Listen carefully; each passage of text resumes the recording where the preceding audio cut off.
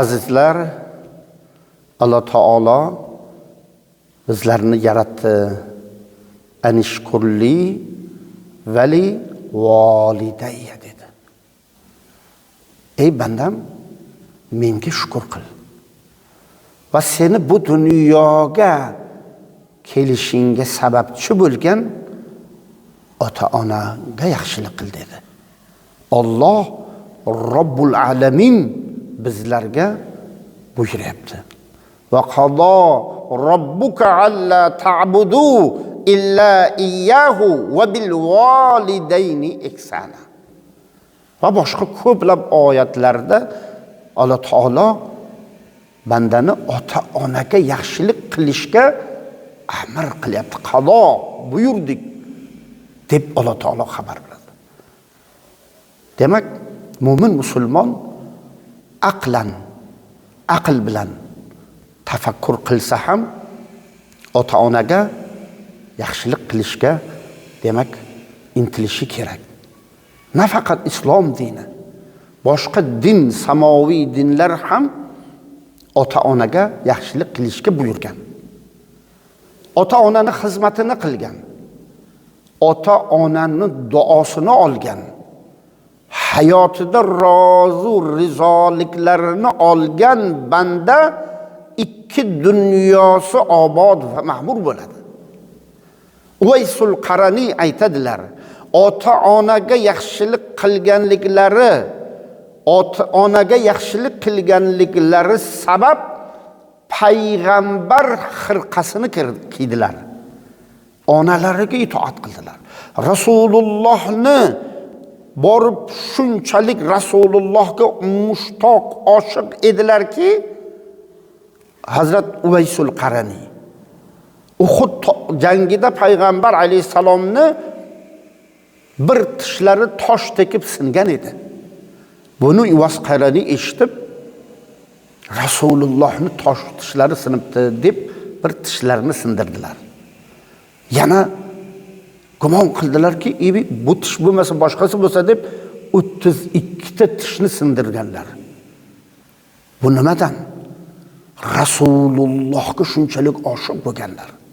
Lekin Rasulullohni ko'ra olmaganlar. Borsalar Madinada onalari aytdilar, borib Madinada masjidda bo'lsalar ko'rib bo'lmasa qayt dedilar. Qarang, bordilar o'sha vaqtda, o'sha pallada, mahalda Rasululloh masjidda bo'lmagan ekanlar. Qarang, shunchalik oshiq, lekin mushtupar onani so'zini ikkita qilmaslik uchun qaytib keldilar. Onasi bemor edi. Chunki onani xizmatini qildilar. Bu shariatni, islomni demak hukmini bajo qildilar. Ota-onaga yaxshilik qil deyilgan. Shunda aytadilarki, onaga yaxshilik qilganga Alloh payg'ambarlik xirqasini kiydiradi. Rasululloh sallallohu alayhi vasallam, Abu Bakr, Umar roziyallohu anhular va sahobalar nimalarda keladiki, muborak xirqalarni borib Hazrat Uvaysul Qaraniyni topib Yamandan unga o'shani kiydiringlar va aytinglar, meni ummatimni duo qilsin.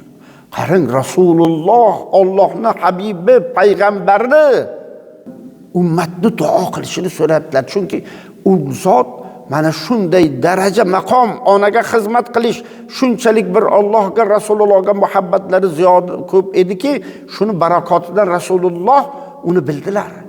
Demak, ummatimni duo qilsin. O'sha onalariga xizmat qilganlarning sharofatidan ana shu Rasulullohning xirqalarini kiydi. Onaga xizmat qilgan ana shunday sharaf topadi.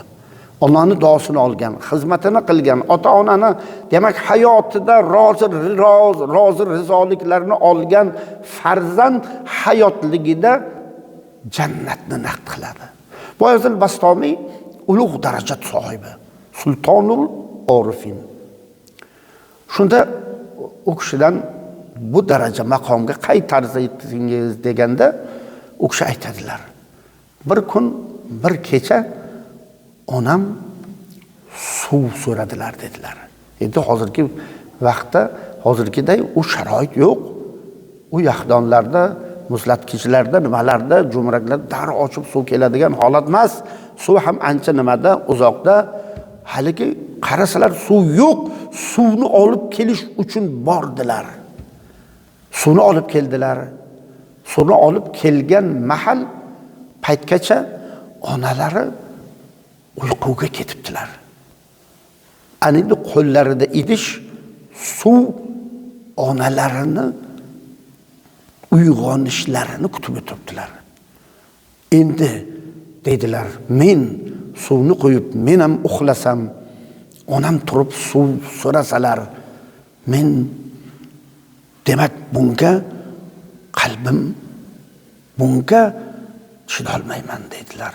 Men dedilar, kutib turdim. Onam sahar turdilar. Sahar turdilar. So'radilar, bolam, nima qilib turibsan? Onajon, men siz suv so'radingiz, suvni olib keldim. Suvni olib kelgangacha siz uxlab qolibsiz. Endi keyin men ham uxlay desam, siz uyg'onib suv so'rasangiz, men qay ahvolga tushaman deb o'sha suvni olib o'tirdim. Sizni uyg'onishni, suv so'rashingizni kutib turdim dedilar. Qarang, kechasi bilan kutib turganlar.